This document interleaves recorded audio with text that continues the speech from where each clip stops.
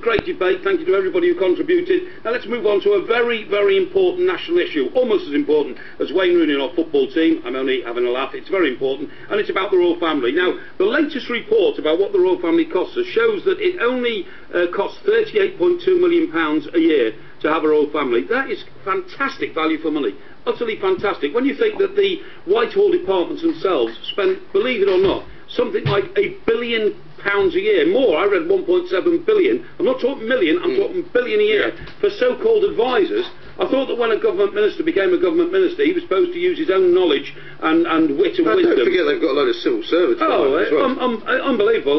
For so-called advisors to go into Whitehall and advise on this, advise on that, people make themselves tens of millions of pounds out of advising the government, then nobody advises the royals, they have to get on with themselves through their historical presence in this country, and they do it. Now that works out to 62 pence per person per year, for the fantastic institution which is the royal family, for the fantastic worldwide publicity they give us, for the fantastic sense of well-being we have in this country, because a royal family is of course apolitical, so it means that governments come and go, but our royal family's there forever. Apolitical. The tradition, I'm sorry? Apolitical.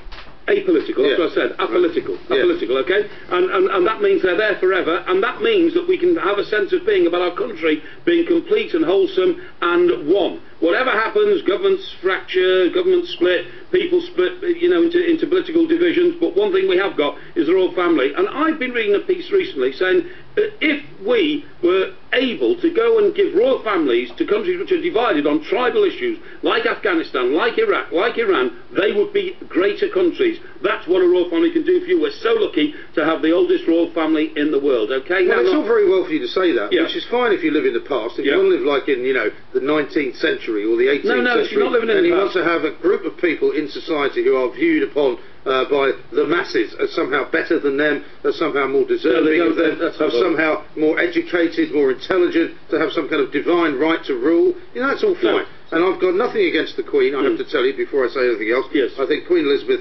II has been the most fantastic monarch we've ever had. Yeah. Forget about what you said before about Henry VIII. You know, he used to go around knocking off his wives and chopping their heads off. You know, it's something to be proud of. No, but he knew exactly who was in charge. I think when the Queen decides to abdicate, or if anything happens to her health and she's no longer able to rule as the Queen, I think we in this country should take the opportunity to say, we don't need this monarchy anymore. We need a forward-looking society. We need an organised situation here where we don't need to sort of take the forelock or bow to people. I think it's outmoded, it's ridiculously old-fashioned, and it makes us look like a laughing stock of the world. And I don't believe this cobblers that you come out with that if it wasn't for the Queen and the royal family, the tourists wouldn't come here. Well, I'm sorry, you're looking at it from a very perverse point of view. I think we should skip a generation from the Queen to Prince William. I think Prince Charles now should give up ambitions of being the monarch. Well, what is the point of Prince Charles? Can I just finish? And that then will refresh the idea of monarchy. We'll have this young man William with his young bride and his young family and his young brother, and we will suddenly become a great world power again in the eyes of the rest of the world,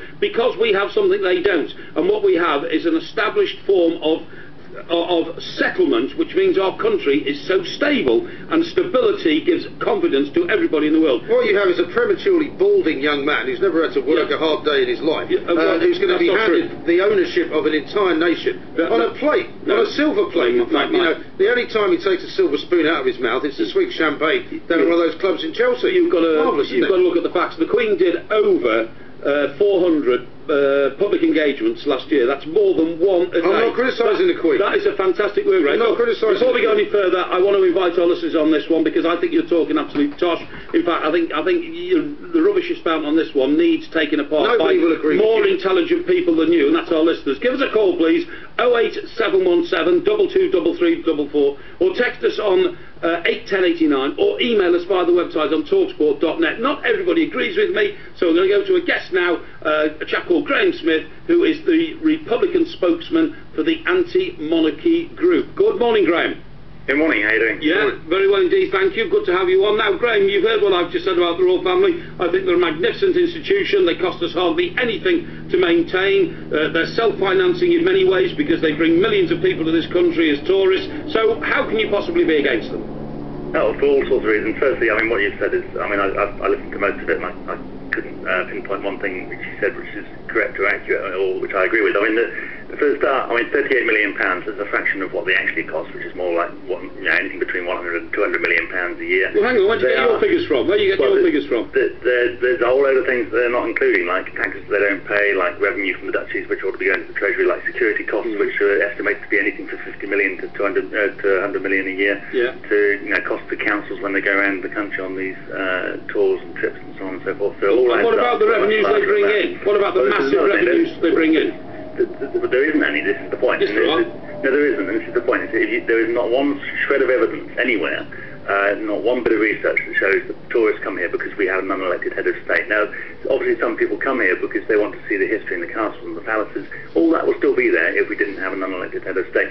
Even Visit Britain, the organisation that promotes us as a tourist industry, as a tourist destination, has done the research. They've asked people why they come here, and they do not come here because we have a monarchy. There's not one bit of evidence that supports that. And in fact, the evidence shows that they go to other places in larger numbers than they go to Buckingham Palace. So, but I mean, they go to Windsor Castle, for instance. Windsor Castle. Well, they go to Tower of London, which is a far more popular destination, where the royals haven't lived for a very long time. Wouldn't be there without a royal family, of course. Well, I'm not arguing that we do a Doctor Who magic trick and go back in time and pretend it never existed. It's been in our history. It will always be part of our history. What I'm saying is that we need to now make history by getting rid of it and having a democratic, modern, accountable institution. And this is the point, is that the tourism is really irrelevant. Even if it's brought in money, it's no argument for keeping something which is deeply undemocratic and is part of our constitution. I mean, you were complaining earlier about the politicians spending money and not getting loads of advisors. Our politicians benefit enormously from having a monarchy, which is why they tend to defend it. They get enormous amounts of power from that. The government ministers go down to Buckingham Palace almost on a weekly basis to use the Queen's powers through the Privy Council to make all sorts of decisions. Graham, you say you want to replace it with some other form of institution. What sort of institution would you replace it with?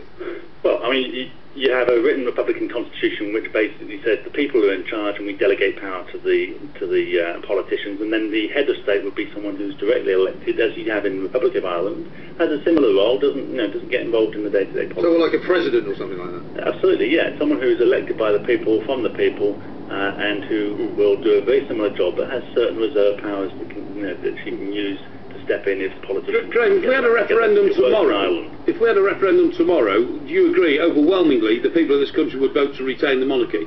Well, I think it would be fair and unfair to have one tomorrow, but if you had one in several months' time after having a proper, full and frank debate about it, where both sides are properly resolved to promote the different arguments, then I think that you would see public opinion shifting quite that's strongly. rubbish. Now, hold on a second, I'm not saying that we would necessarily win, but you would see the public opinion shifting very strongly, because it is not that strong. I mean, it is 80% roughly, but that's because most people have never given it any serious thought. Well, they don't have to, because they're there, and they're beneficial. Right. Why do countries like Spain bring their monarchies back? When they get, why do countries like Spain, when they get rid of dictatorship, bring their monarchies back? That's historically incorrect. Franco, the dictator of Spain, brought the Spanish monarchy back. Franco did that.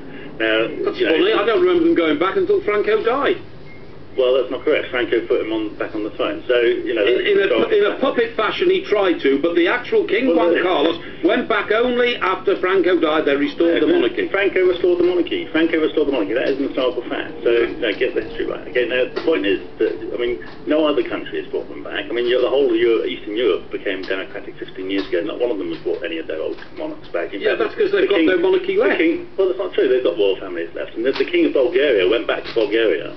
And some Bulgarians, not many, but some said, well, we want the king back. And the king himself said, no, monarchy is outdated, it's old-fashioned, I'm going to stand and be elected. Well, anyway, Graham, we've got to move on, but thank you very much indeed for your contribution to the show, and thank you very much for outlining what he says of the fact I thought the King of Bulgaria was one of the Wombles, wasn't he? Well, I mean, that's a little harsh, but I mean, let's face it, you can't talk about Britain and Bulgaria in the same breath. Right, the argument is this: I say pay £1 a week to the monarchy, I say skip past Prince Charles, restore King William. We will be the greatest country in the world with an institution like that to seal our democracy. Give us a call, 08717 223344, or text us on 81089, or email us via the website on talksport.net. Here on Talksport, rapidly coming up to 11:30.